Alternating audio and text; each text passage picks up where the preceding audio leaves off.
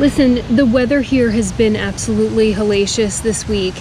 It's a little bit of break from the rain. The humidity is 5,000%, which is pretty standard for the South in the summertime, but it's been dreadful. And because it's been dreadful, it's been really difficult to do any exploring. Every time I pack my bag and head out, we have pop-up thunderstorms or some other kind of nonsense that I have to deal with. So it's been really tough to explore. I did a little trip down to Georgetown, which I'll tell you a bit about that, because I think in my last video about Georgetown, I actually forgot the very best part. So it was something of a reunion. So we're gonna have a little bit of a rant, we're gonna have a little bit of a travel story, and then I was reflecting a lot this week on if I could do it all again. You know, now that I've kind of come full circle, I'm back near Georgetown, which was the first overnight stop for the Bay bus. Now I have, you know, this mansion on wheels. Is there anything I would have done differently, knowing what I know now? I mean, I've been through a pandemic and an economic crisis while being full-time on wheels. So what would I do differently? And there was one thing that I could really pinpoint in all that. So there's just going to be so much coming at you, coming at you now. Let's start with just RV park culture, okay? When I was in the van, I had nothing nice to say about RV parks because they're RV parks, that's why. This one is absolutely lovely because it has trees. Sometimes you go to an RV park and they're like all stacked together.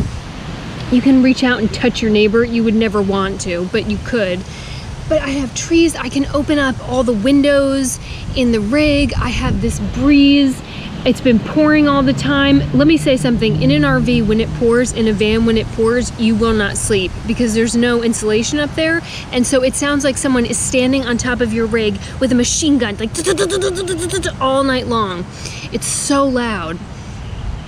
Anyway, I have freedom here. I can get a shower. I can go to the gym. Like, it has done wonders for my already unstable mental health.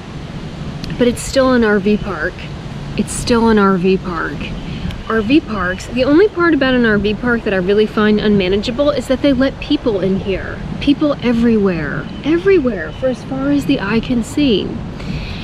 I had this whole swath to myself, which was very smart of the RV park owner to not put me around other people, mainly for their benefit. And then I get my first set of neighbors.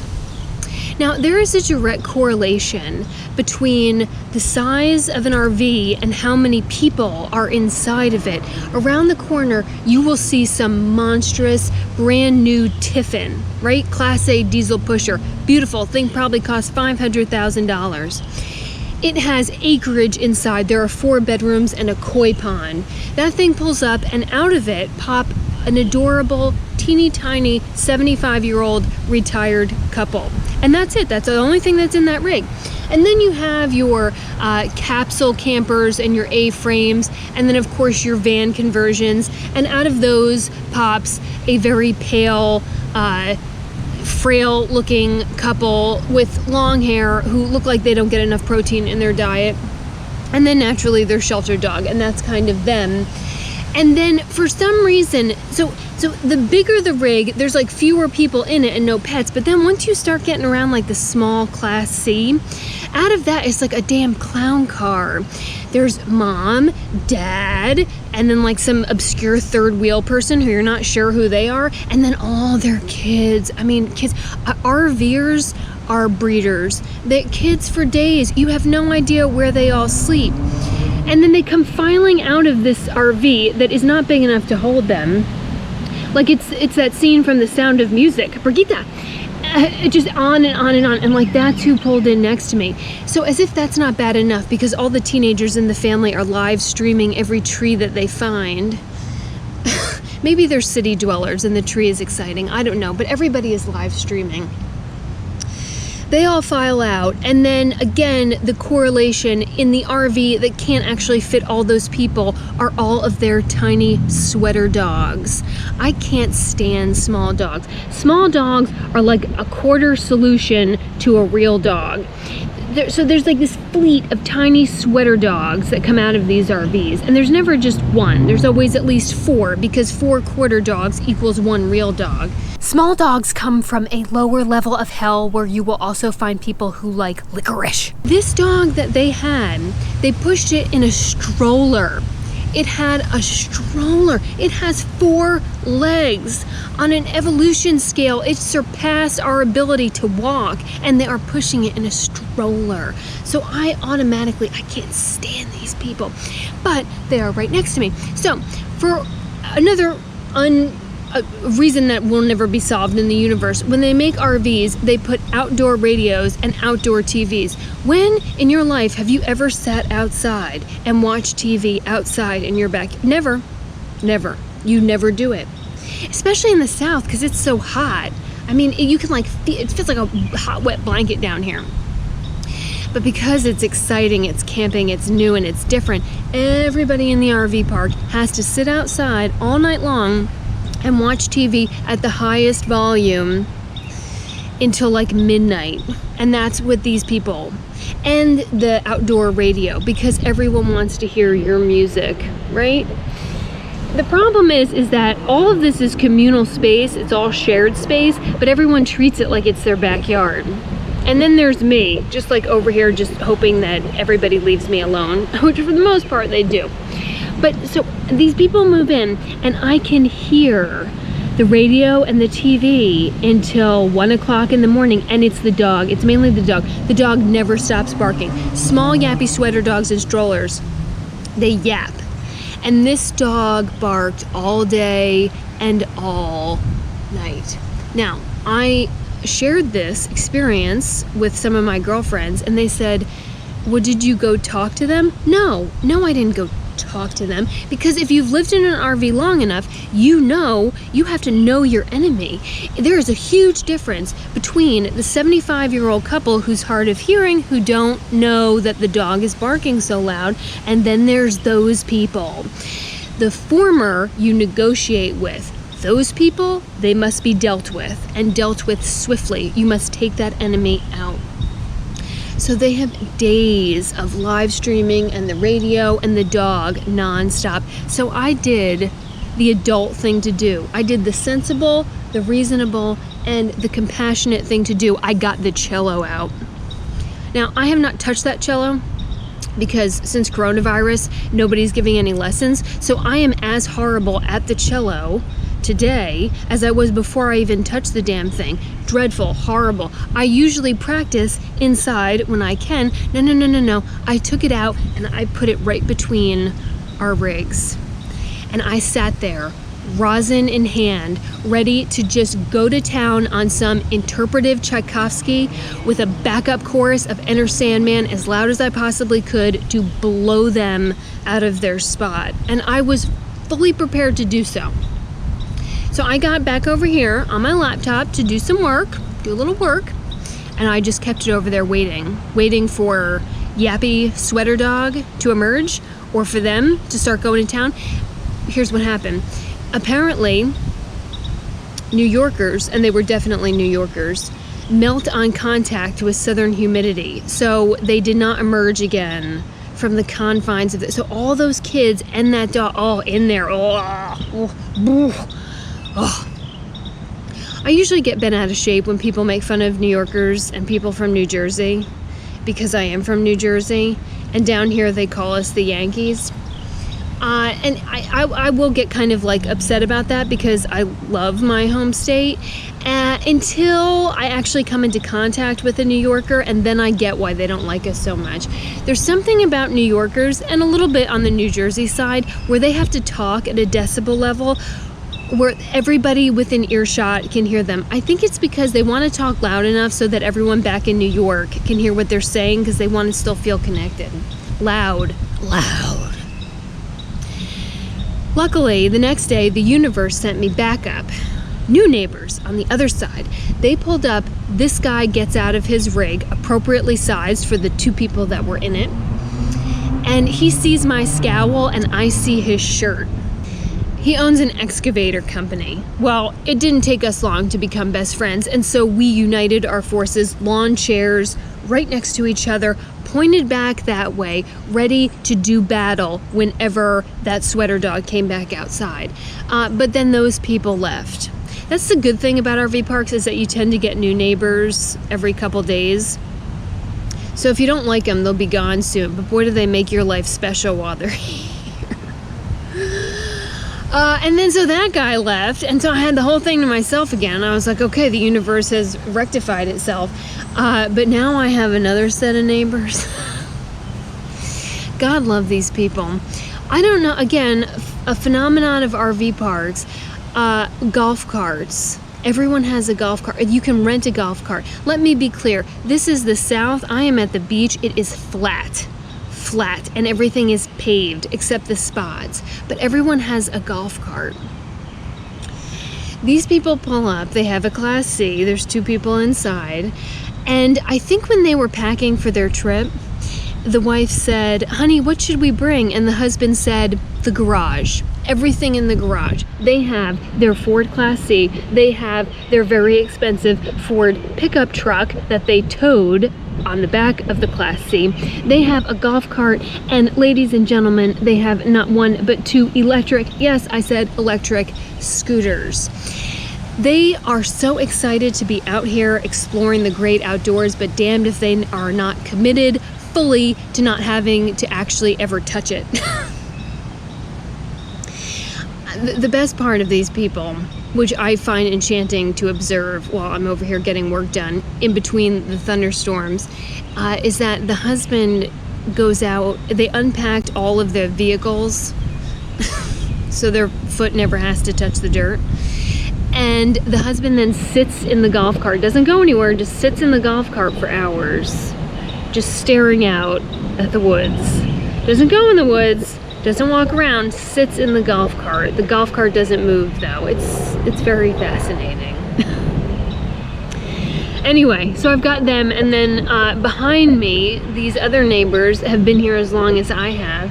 They have a swarm of sex trophies, all these little kids, and one in particular, I may have to actually go have a one-on-one with this boy, because I'm afraid that his life may be full of failure at the rate his parents are going.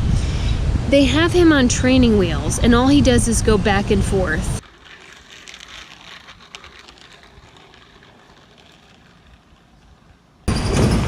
All day long, back and driving me crazy. But they put his training wheels touching the ground. Now, I don't own a child, I don't want a child, but I am smart enough to know that training wheels are not supposed to touch the ground. They're supposed to be slightly off the ground so that the little ankle biter has to wobble and develop the core strength so that they are strong enough and that they learn balance so that they can actually use the bike without the training wheels. They have all 3 back wheels on the ground. So they're shorting him at life. He is never gonna learn. I don't know if I need to go tell them or pull him aside with my screwdriver and help him get ahead in life. God. So that has been, because the weather has been so awful, how I've been entertaining myself is judging the piss out of my neighbors. You meet some amazing people at these parks, but you also meet some people who you might fantasize about setting on fire. Both. You're going to meet both. Okay, so in between all that, harassing people with my cello, staring down my other neighbors, I did scoot down to Georgetown, South Carolina. Now, Georgetown, you might remember, was the first stop on the Babe bus. And I went back down there because the historic district is just lovely and because I wanted to reminisce a little bit. And it's just amazing that in a year and a half, how different it is. I remember pulling into Georgetown and trying to make dinner for the first time on the propane stove, and I was so sure that it was going to explode in the van. And it was cold. It was February. And I got kicked out of my first parking spot. I saw the blue lights behind me, and the officer said that the park was not safe at night. There were a lot of drug addicts there. And I was like, oh no, dude, like my whole career was drug addicts. Like, these are my people. Every little noise I jumped at. Now, a year and a half later, I could sleep on the pavement and get a good night's sleep. I mean, you lose your fear of the unknown. I still get freaked out about the unknown. I'm totally freaked out about where we're going after this because it's unknown. You don't ever lose that, but it's just kind of funny looking back now. And I remember like doing all the exploring and just being so nervous, and I had not one but 2 knives on me. And I was disappointed in myself for sleeping in the Walmart because, I was so hell-bent still at the time that stealth parking was a real thing, even though it's complete bullshit. And in the morning, like getting out and trying to hide that I was making a cup of tea on the pavement. And I mean, now I'll make a cup of tea in your front yard. I just don't care. Anywhere, I'll make a cup of tea anywhere. So it was neat. It was neat to be back a year and a half later, and Georgetown is still lovely. I hope if you ever are on this coast that you go see it. But just how much I have changed in my confidence level of doing things, yet still utterly terrified to interact with the people around me at the RV park. But one of the things that I think I forgot in that video, I've not gone and watched it again because I haven't, that's why. But I think I forgot the very best part of the whole story about Georgetown. And since I think at that time we had 7,000 people on this channel and now we have close to 30, it's worth repeating. And I heard this story from the locals there. But when you're in Georgetown, most of us just kind of rush across Georgetown in an effort to get to Charleston if you live in Wilmington. And when you go over the bridge, you see this monstrous factory. Now, part of that is International Paper, and part of that is a steel mill. But when you navigate into historic downtown Georgetown, the steel mill is like right in the backyard of the historic district. And if you know anything about zoning, that is simply not allowed. So it just always was confusing to me why this highly industrial and steel mill at that is so close to the historic homes. The story is just delicious. It's just delicious. Okay. In the 60s, a German company, Germans, they can be so sneaky. A German company fell in love with the Georgetown area. It wasn't overpopulated and it had access to water. And so they started to seduce the city council about building a steel mill in their tiny little sleepy southern town. And of course, city council said no, because it's historic, it's a neighborhood. We can't have this big steel mill so close to our neighborhoods. Well, the Germans were not about to give up, and so they told city council, look, come over here to Germany, we'll take you on a tour of our mills, and you can see that they are quite agreeable to the environment and to the homes around them. So city council goes over to Germany, and the Germans wine and dine city council, and then they put them on a boat and they take them on a boat tour of their steel factories, and the Americans are just floored. They can't believe how quiet. There's no big billowing smokestacks. There's none of those harsh yellow safety lights. I mean, they are downright peaceful. And the Germans said, oh, this is what we've been trying to tell you. You know, we have great factories and we are going to be good stewards of your land right next to your big, beautiful old homes. So the Americans sign on the dotted line and the Germans build their steel mill right in the heart of Georgetown. And they just kind of left out one part of the story on that boat tour. That the mills that they were showing them had kind of sort of been shut down and vacant for years. I just thought that was hilarious. They showed them a bunch of abandoned steel mills and said, oh yeah, look how quiet they are. So that is the story, at least how it was told to me by some of the locals, about how this huge steel mill got plopped down in Georgetown. But I really like Georgetown. Georgetown is a lot like Wilmington, but with none of our problems like overdevelopment and high crime and other things, probably because they have the mills there, which provide really good jobs. Just my guess. Anyway, I did a little door project while I was in Georgetown. Just a tip, if you are exploring and you get rainy days or weeks like I'm having now, you know, we never see on any of the other travel channels whenever they're out, every day is just sunny and beautiful, but in reality, you're gonna go through periods like this, right? So I find that when it's hard to explore, if I pick one thing and focus on it, I can make more of an adventure than I'd be able to just wandering and hoping to see something.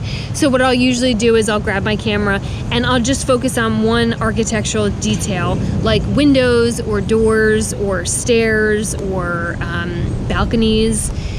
Or you could do just churches or just historic homes or just boats. But if you focus on one thing, you can kind of make a little mini adventure out of that and not pay attention so much to the weather. Unfortunately, it started to pour, so I had to leave Georgetown. And it's been on and off pouring ever since. So again, bummer, like my exploration has just really been kind of killed this week. But you got an entertaining story about me harassing my neighbors and Georgetown. Okay, so let's go to the last part of this video. This may actually be a smaller, concise video. Wow, how about that? New things.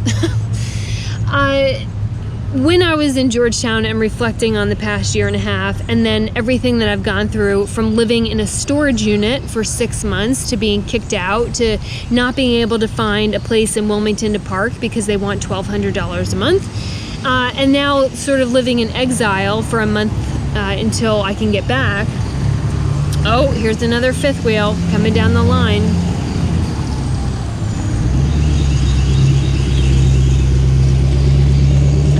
One for sure. Anyway, just sort of reflecting on the one thing I would do differently. I get asked a lot on private messenger if I regret, and my friends, if I regret getting the War Wagon because it's huge, which means it has all sorts of challenges in parking it and storing it and everything else. The answer is sometimes, but the answer is also that I would not go back to the van. Everything that is wonderful about the War Wagon solves all the problems that I had with the van.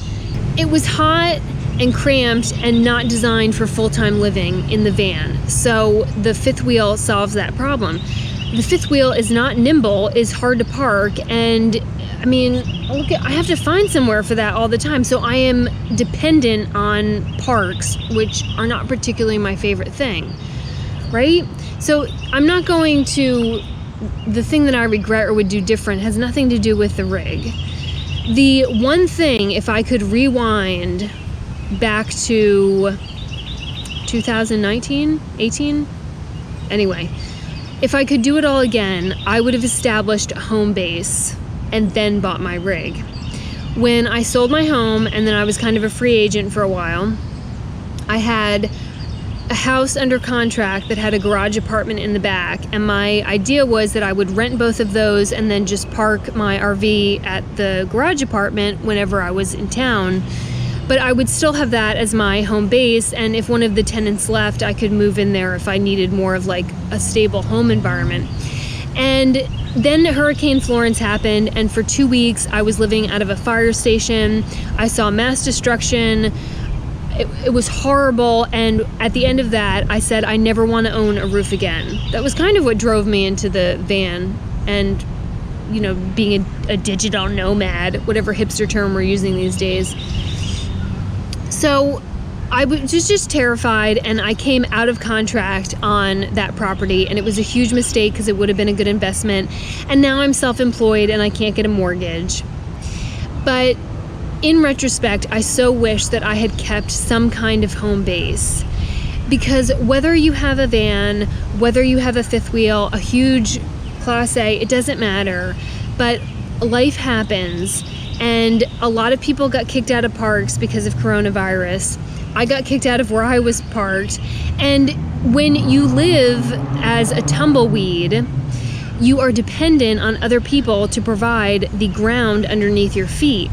In the van, I could live at Walmart parking lots, right? Well, I can't do that with this because I can't unhook the truck in a Walmart parking lot. I can't stay there for that long. Sometimes the big spaces are taken up by truckers. A lot of times the Walmart does not allow overnight parking, and you're certainly not going to blend in with a fifth wheel. So it's just a lot harder to find spots. And the RV parks, I don't know where we're headed with the RV park industry, but a lot of the mom and pop shops are being bought and developed into houses or apartments, or they're being sold to corporate RV parks. And corporate RV parks have a lot more amenities and are pretty nice as compared to their mom and pop counterparts, but they are also wildly expensive. Now, I am speaking to the East Coast, right? I am sure, and I know there is because I hear about this every time I talk about it, where there are cheap $15, $20 a night RV parks in the Midwest. I don't live in the Midwest. I'm not there right now. So I'm saying, if I'm speaking for this coast, if you are going to be over here, the RV parks in this area are like $100 a night. At that point, you might as well get a hotel. The spots, you're looking for monthly $800 to, I think I've seen $1,500 a month. So if you buy something that is dependent on other places to park in, you are going to be spending a small fortune for the land underneath your rig. And so by not having a home base, I am always going to be paying those quite high prices. And if they close down the park for whatever reason, if there is public unrest and you have to move, you have no say in the ground underneath your feet. And so in going through all this, that is the one thing that I would have done differently, is I would have established a home base and I would have oriented from that. And I know that there are plenty of YouTube channels who sell the idea that being a 100% nomad is no issue for them, but I also point out that they tend to orient back to family or home or something like that in all their travels at some point. So when you're someone like me and you have no home base, then you, like I said, you are dependent on parks and other people to put your head down at night. And that has just been an enormous challenge over the past year and a half. In the van, I could just move, but that was exhausting. And in the War Wagon, I can set up and then travel from there, but I am going to be spending a lot of money because I'm dependent on parks. If I had my own land or my own home, I could park and travel from there, or I could take breaks as I needed to. And I know I've said this before, but I have to reiterate it again because I just think it's such a critical thing that you have to hash over in your brain, is that if you, and I know the story is super romantic about selling everything and then leaving, once you sell that house, you are not going to be able to buy it back at what you paid for it originally. We've gone through coronavirus, and at least here on the East Coast, home prices have not only held steady, but they are going up. Because now all the people from big cities want to move down to small town America because they can work remotely. So housing is going to be more of a fortune than it ever was, unless you're living in one of these cities that's burning down right now.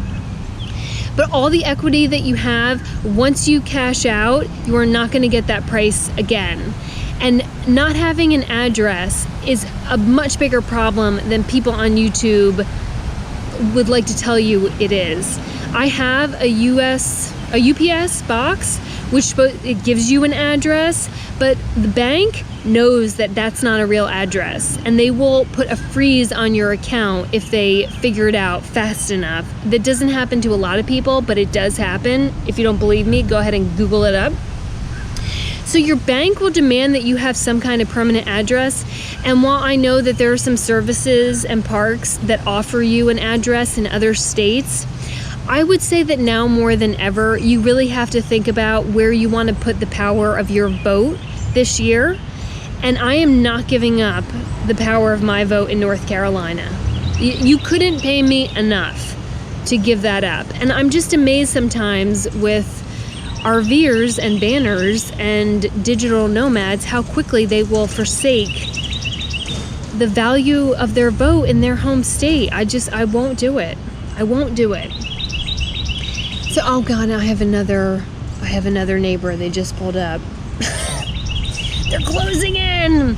So anyway, in wrapping up this whole video, after a 1.5 year experience, that is the one thing that if I could do it all again, establish a home base, have an address, rent the house out, Airbnb the house out. If you live in a nice area, there are companies that do nothing but run Airbnbs for other people, but I would not full on tumbleweed it because it is a lot more complicated and stressful and expensive than people lead on to be.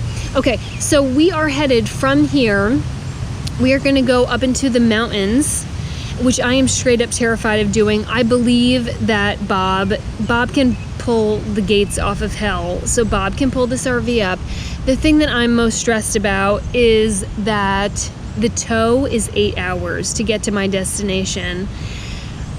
Unless you've towed before, you don't understand how exhausting towing can be, even though you're not physically doing anything, because for all 8 hours, you are fully conscious of the fact that you have an 11,000-pound bomb behind you. So you're just on edge for 8 hours. I know that I can probably stop somewhere and take a break and then take off the next day, but personally, I don't like waking up and then having a drive ahead of me. I like getting it done all in one day. So it's a maintenance man. So we are just going to bite the bullet and get this all done. But that's where we're headed next. And I will say that the small mountain town that we are headed to next, has a wealth of really cool, quirky little things that we're going to go explore. Hopefully our weather will be better, but let's just wrap this up because I think it's gonna rain any second now. And if you are an RVer or a straight up tumbleweed, if you live in a van, I don't care, any one of those, if there is something your one I would have done differently tip, let's fill up the comment section with some useful information like that. I'm gonna leave you to it. Bye, weirdos.